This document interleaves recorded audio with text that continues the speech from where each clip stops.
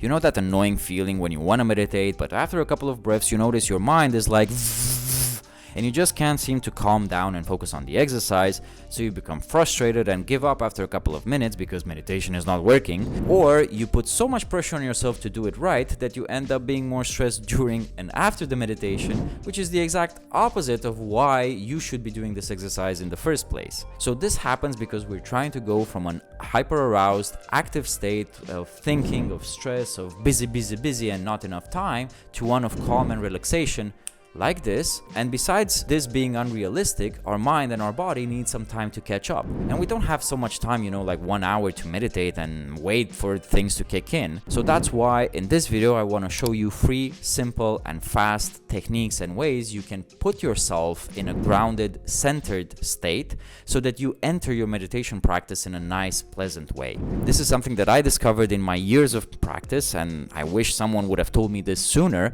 but also things that I teach my clients in the personal development coaching that I do, especially when we have to work with our emotions or to reprogram our subconscious mind. So I'm going to demonstrate these techniques for you, and if you stick to the end of this video, I'm going to show you the 4th way, which is my favorite one and very nice and easy to do. So let's dive in. Hi there, my name is Marius. Welcome to my channel where I make videos about practical and applied personal development, and also things that I wish I knew when I started my journey, because I just want my life to be better. And I'm an ex-lawyer, I'm an entrepreneur, I'm a dad, I'm an expat, I'm Romanian, the usual introduction, but essentially I just want to help people know the things that have helped me. So this is what this video is going to be about. Okay, so the first technique is what I call the heart healing breathing posture. And maybe you're familiar with the work of Greg Braden or Bruce Lipton, who talk about research done by the Heart Math Institute, which looks into the neuronal connections surrounding our hearts. So what we're trying to do through this pattern is to just reconnect to our heart by bringing our monkey mind, which is always either in the future thinking about what else to do and to-do list,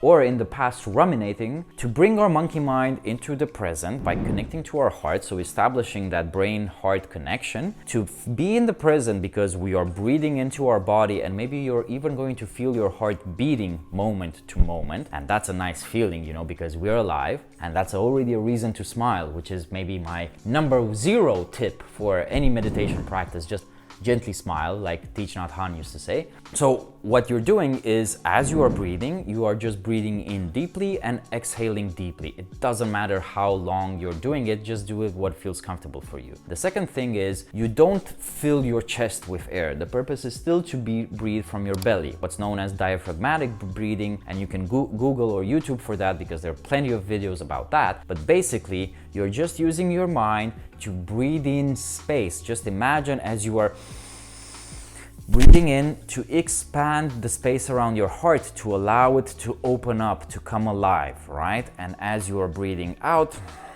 just imagine having that sense of relaxation and having that sense of expansion. Because when we are stressed, when we are in the screens all the time, we're like this, right?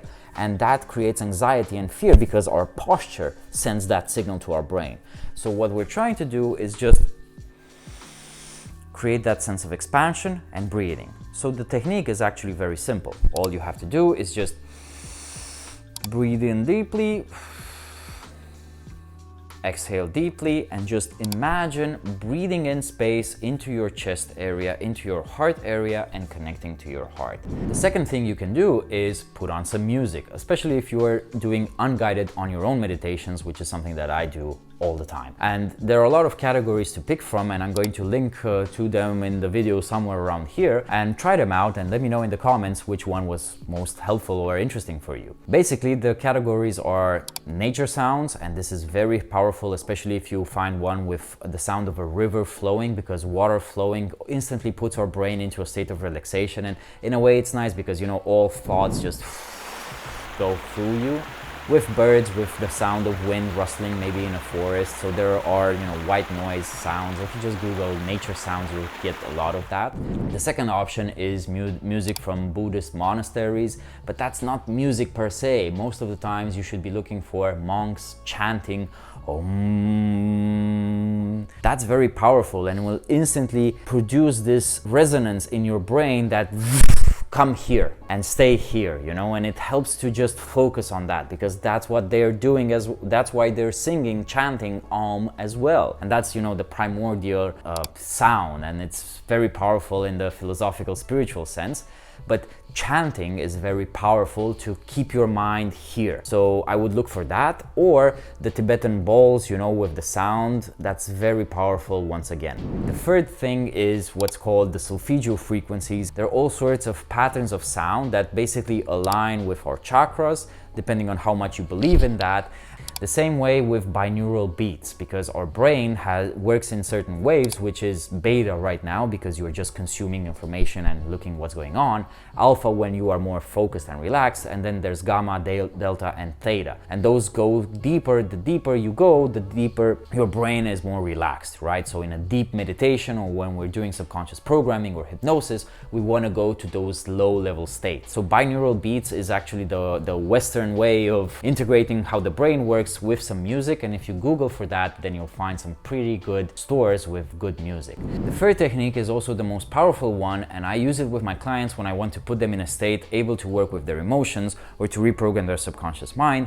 And so I need them to be centered, grounded, calm, connected, relaxed, all of it at the same time in a short amount of time. I call this a mindful induction because it combines elements from hypnotic inductions and breathing techniques from mindfulness, and I just created a pattern that is a little easier to use. So the way this works is you take a deep breath in. I tell my clients, take the deepest breath you've ever taken today, but be careful not to inflate your chest or to put too much pressure. And then when you're at maximum inhale, you hold for 4 seconds. You count in your mind for 4 seconds. And then when you exhale, you relax, you breathe out all of it entirely, okay? So long inhale, hold for 4 seconds, and then all of it at once, okay? Besides the breathing pattern, I want you to also imagine as you are breathing in life, energy, air, creating space in your chest, right? And then when you are holding, you are just feeling it. And when you are exhaling, you are blowing out all the stress, the tension, the worries inside. So how does this look?